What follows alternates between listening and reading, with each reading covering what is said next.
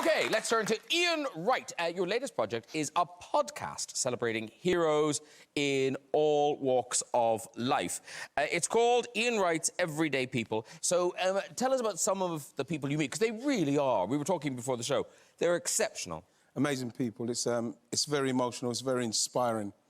I think probably Chris Brannigan, Major Chris Brannigan. And he's got a daughter who...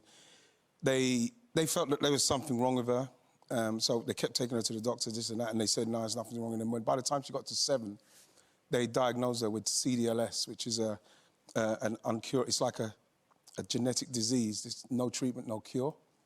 And he realised that he needed to raise money. He needed to raise money fast for her treatment because there was nothing there for her. So he took on the challenge of walking from Land's End to Edinburgh Castle, and that might sound like, OK, yeah, it was fine, but he'd done it barefooted.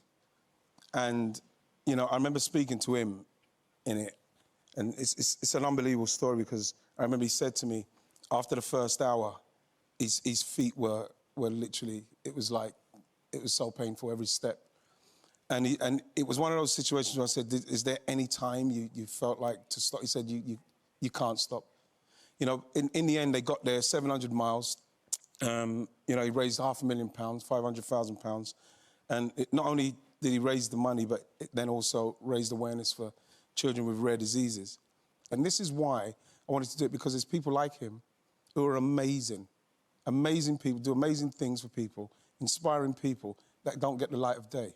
Yeah. And that's why, because people say to me, oh, you're a hero, you scored goals. And you say, I scored some good goals. I ain't not gonna brush over that. But the fact is, Graham, it's that what he does, and they do it with no feeling for anything other than the cause.